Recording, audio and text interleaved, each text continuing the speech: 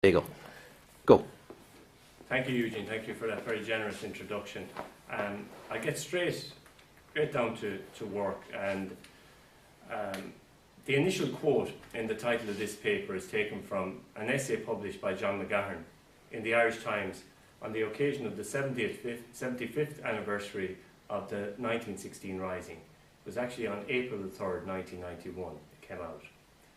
It strikes a deliberately provocative note in relation to what McGahern viewed as the betrayal of the ideals of 1916.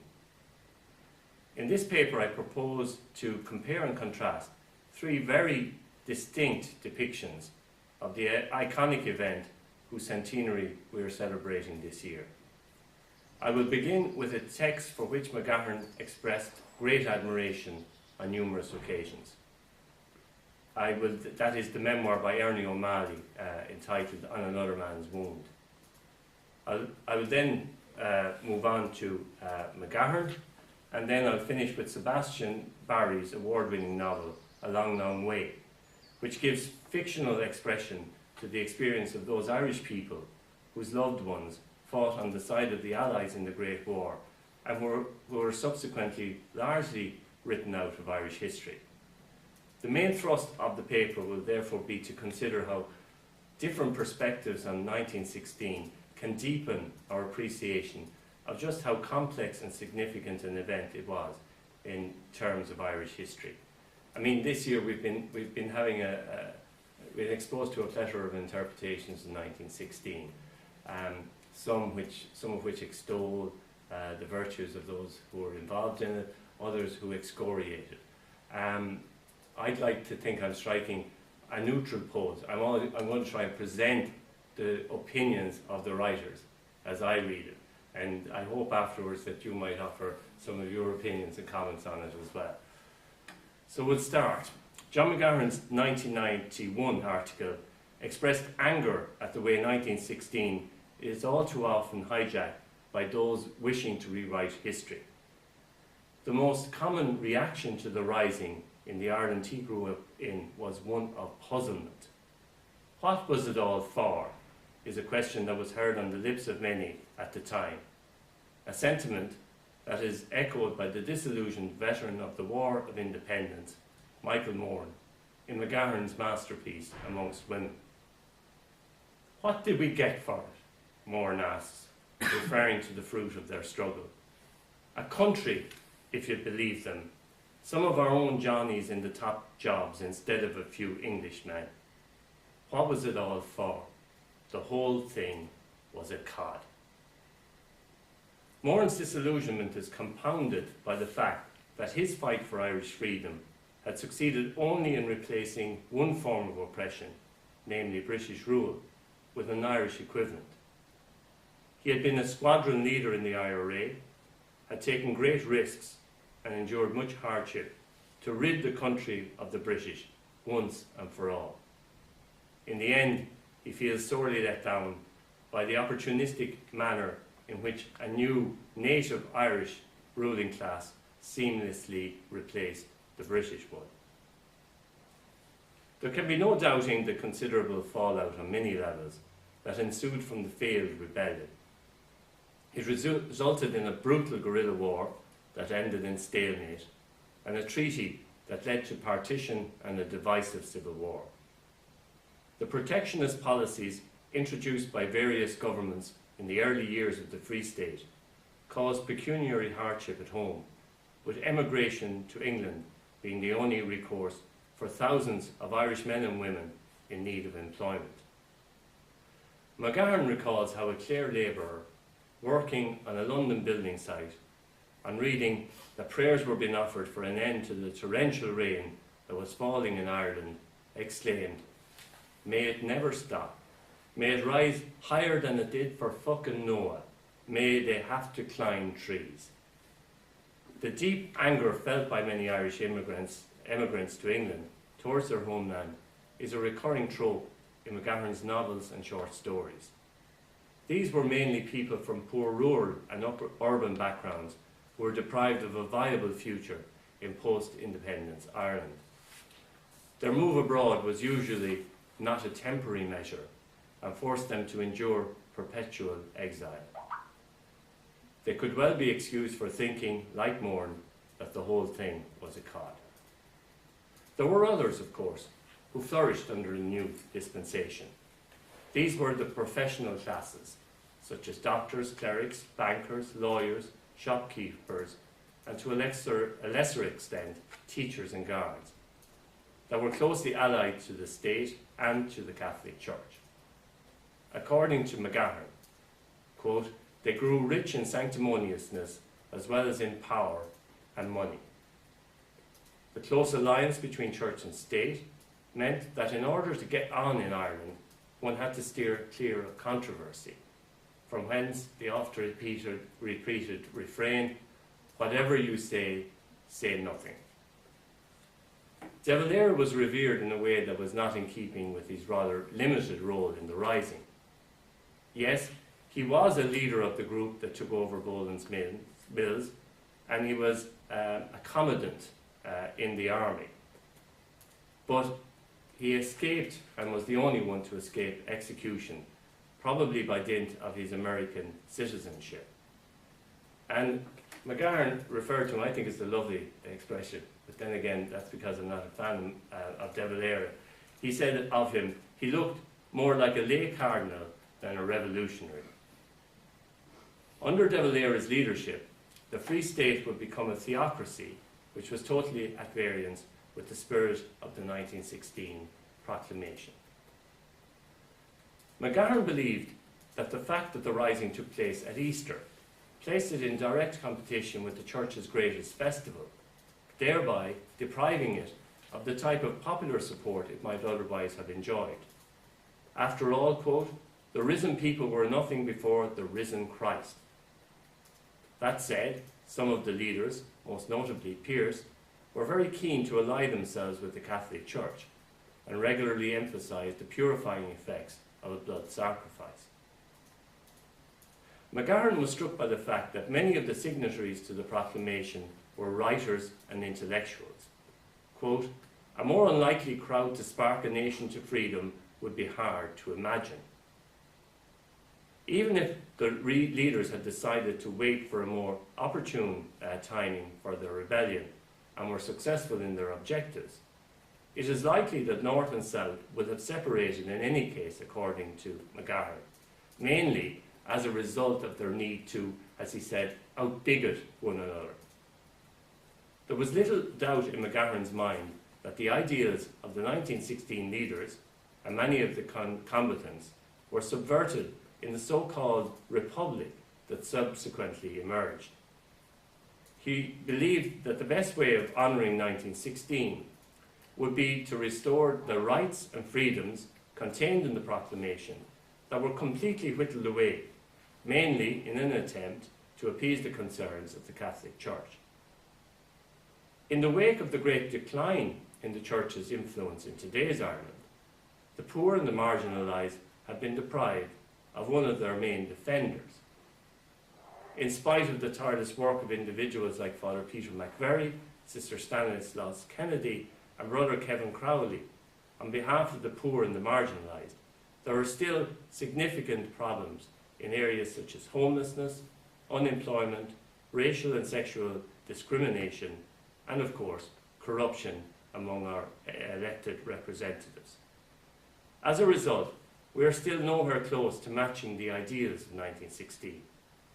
A good start would be to ensure that the nod and wink brigade referred to in the title of McGahern's essay are banished forever, but that does not show any signs of happening in the near future. John McGahern described Ernie O'Malley's memoir, On Another Man's Wound, as, quote, the one classic work to have emerged directly from the violence that led to independence and the foundation of the state.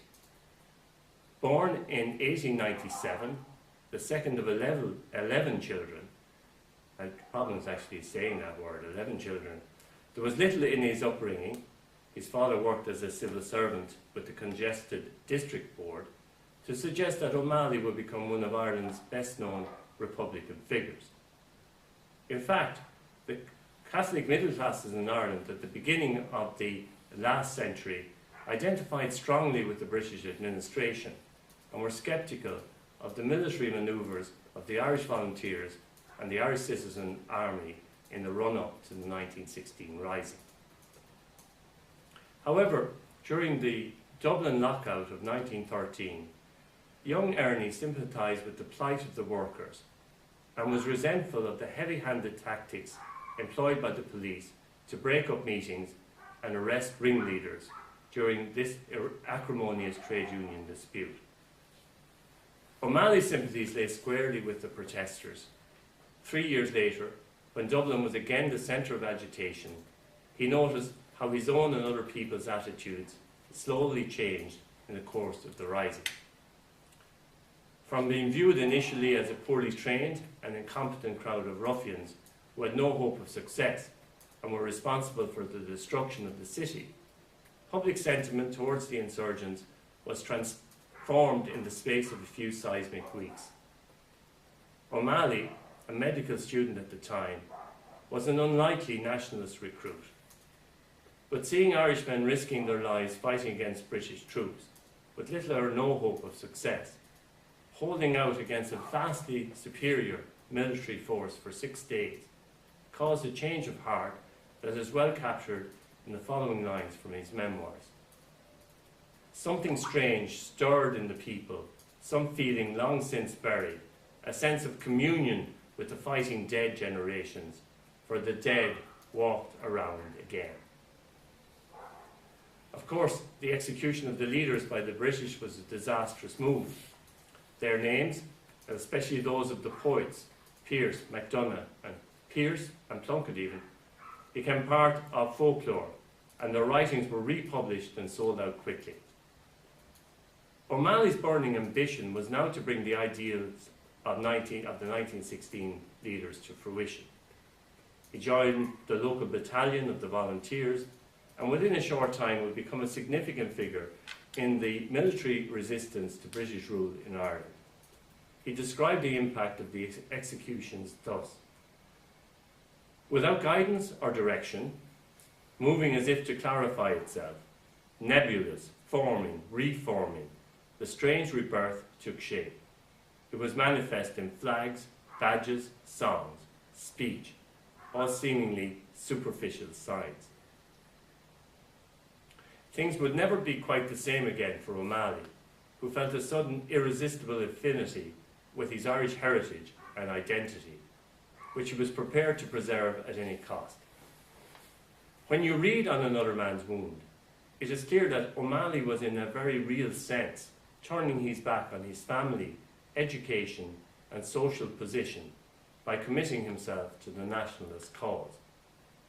His older brother Frank was an officer in the British Army, and Ernie himself had considered enlisting before the events of 1916. He kept his views and clandestine activities a secret from his family, as he knew that they would be horrified at what he was doing.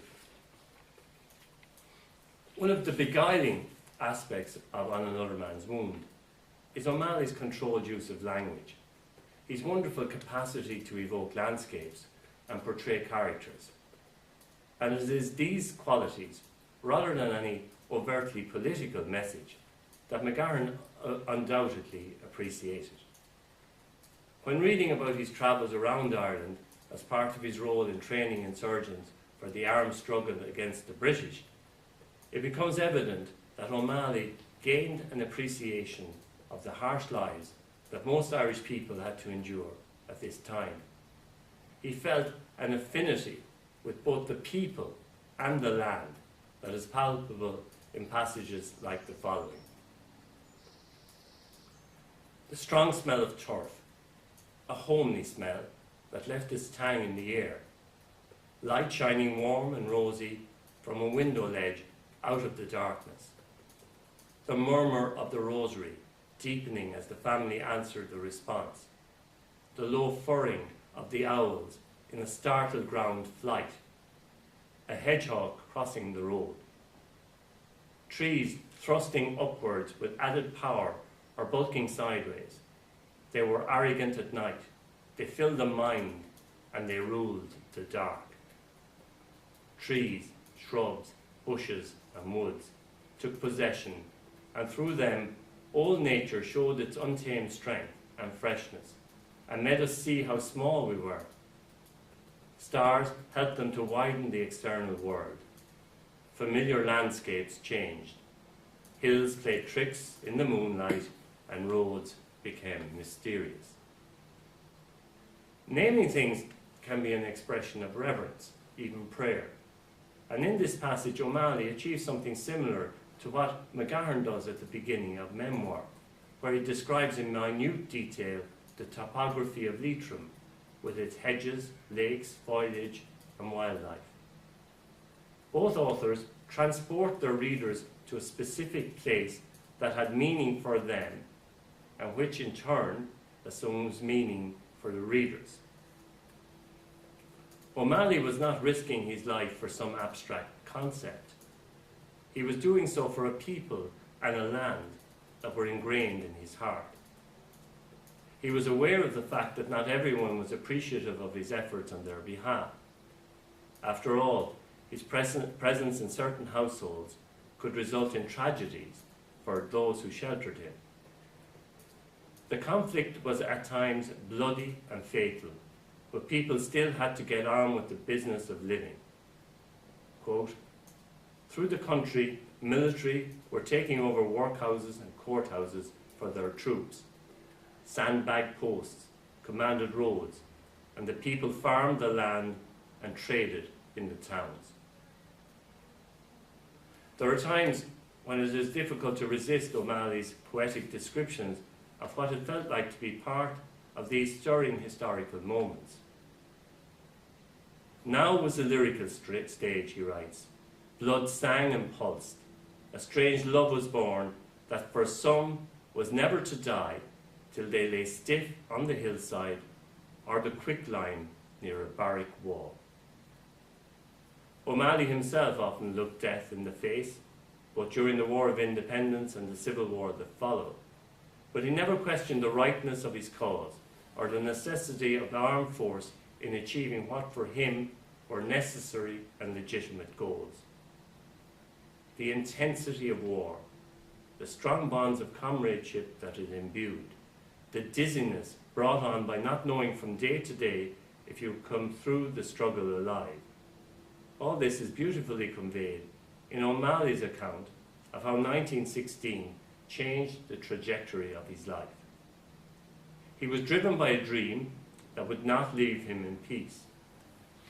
Quote, "Always Ireland, Ireland, Ireland. Story, legend, song, poem, planning. Perhaps we too would get a chance to fight or die." That seemed to be the end of all, the beckoning fate. OMalley's fate, triggered by the emotional aftermath of 1916, obviously assumed the proportions of an obsession. Such is often the case with freedom fighters. When he died in 1957, he was given a state funeral that was attended by the top echelons of Irish society. McGahern noted that it was the revolutionary soldier that was being honoured that day and not the writer, as if the two were somehow totally separate from one another. He, as in McGahern, concludes, by the time of his death, despite the state funeral, he, OMalley, had become a marginal, isolated figure in a country he had helped to bring into being. As with many of the revolutionaries, what had emerged was not much to his liking. The class that came to power with the church was as unadventurous as it was sanctimonious.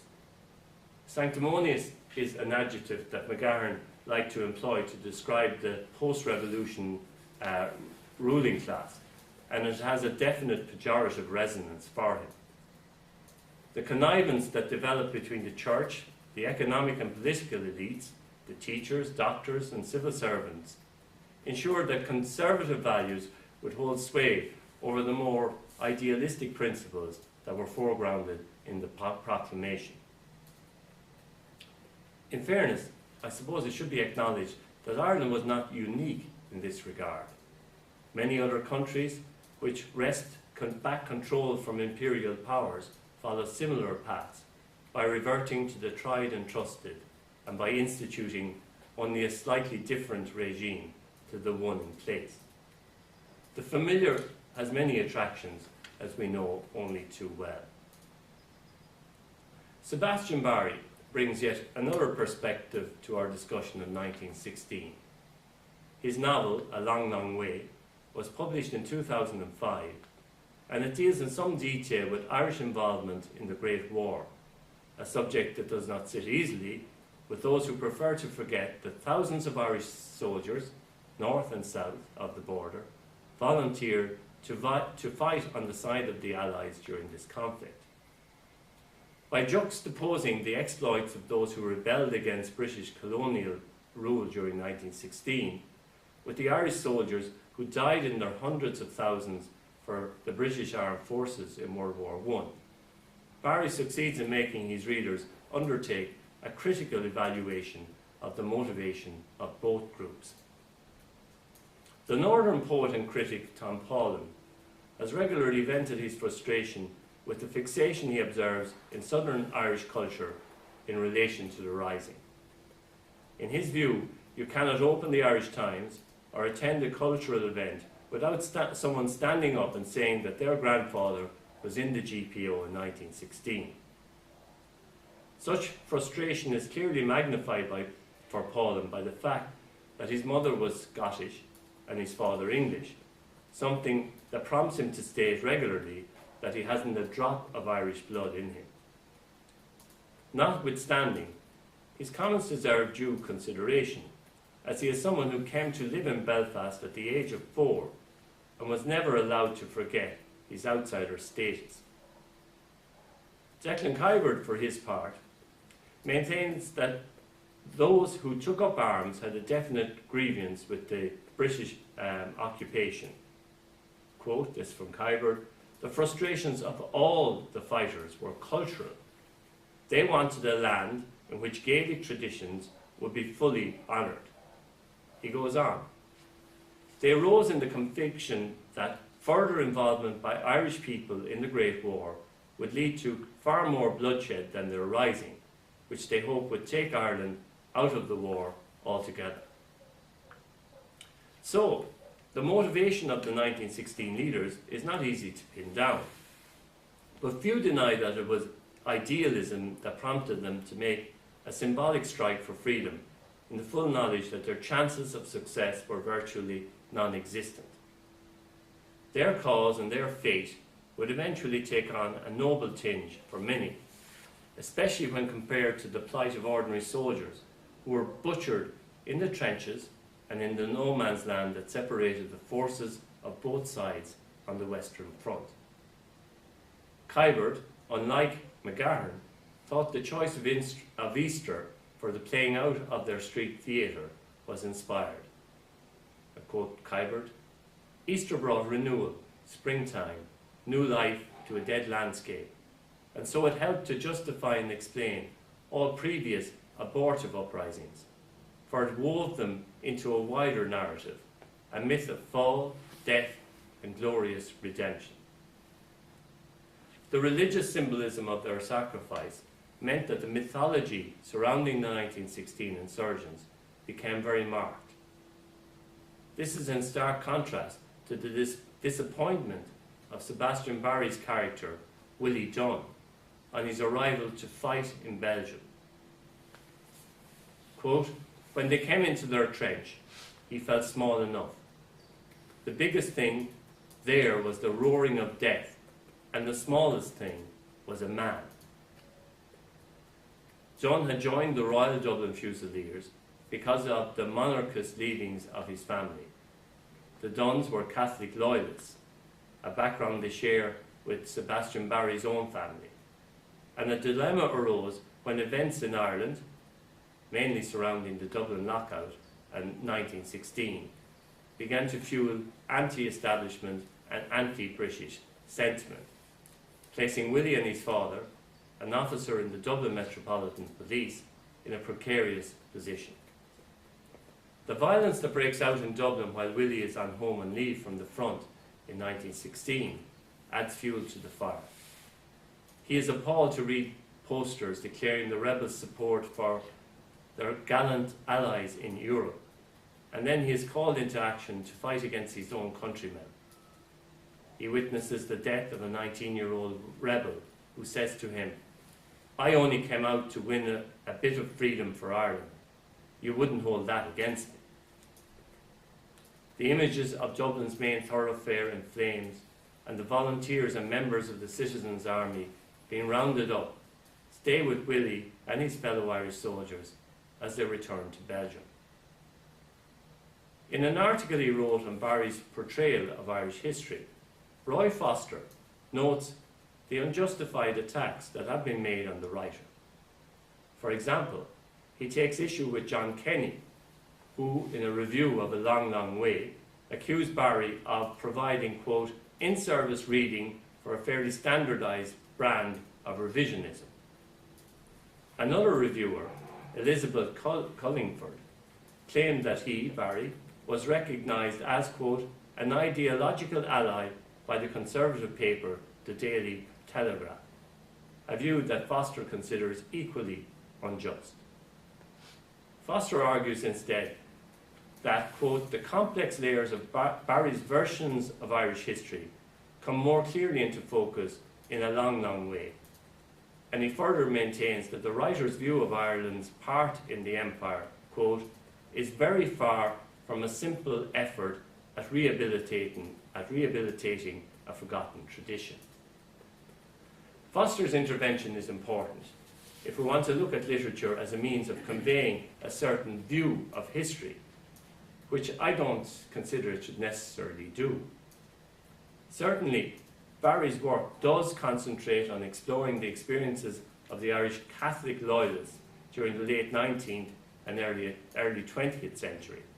But his main objective is not to prove a point or to propagandize, but merely, as McGahern himself would have said, to write good literature. And I believe that he succeeds well in that task, and that is the only task on which he should be judged. In the soldiers' discussion during their trip back to the front, Jesse Kirwan notes that there was little to separate their attitude from that of the insurgents up until the outbreak of war in 1914. Quote, then some of us said we could do what Redmond said and fight as Irish soldiers, you know, to save Europe. But a few of them, well, they didn't want that, you know, a handful really.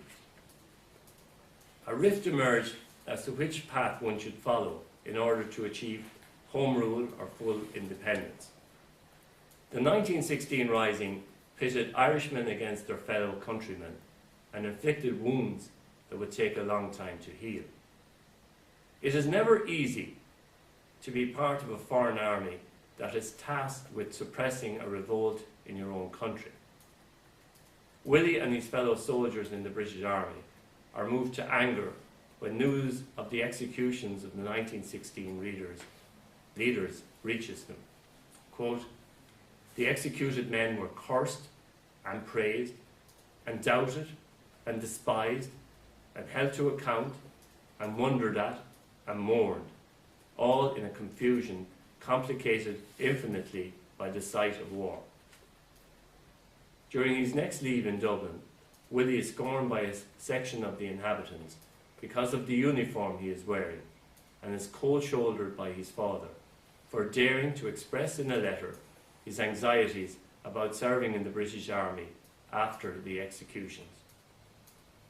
His father lost men in the Dublin riots and knows that the old order is under serious threat from the new wave of nationalist fervour. He turns his bile on his son. You stand here, Willie, in the uniform of your gracious king, under solemn oath to defend him and his 3 kingdoms. You stand here in your own childhood home, your father a man that has strove to keep order in this great city and protect it from miscreants and the evil of traitors and rebels, for love of you all and in memory of your mother. The subsequent letter of apology his father writes never reaches Willie, as he is killed before its arrival. Politics in 1916 have ruined his life. Concepts such as nationalism and loyalism don't mean much when you're up to your waist in mud, excrement and dead bodies, with rats gnawing at your exposed flesh. There is no glory in such conditions, no way of embellishing what is senseless horror and abandonment. In an interview with Kevin Myers, Barry bemoaned the neglect of the contribution made by Irish soldiers in the First World War. And I'm quoting for the interview. "These men deserved a most wondering thanks for their ordinary divine courage.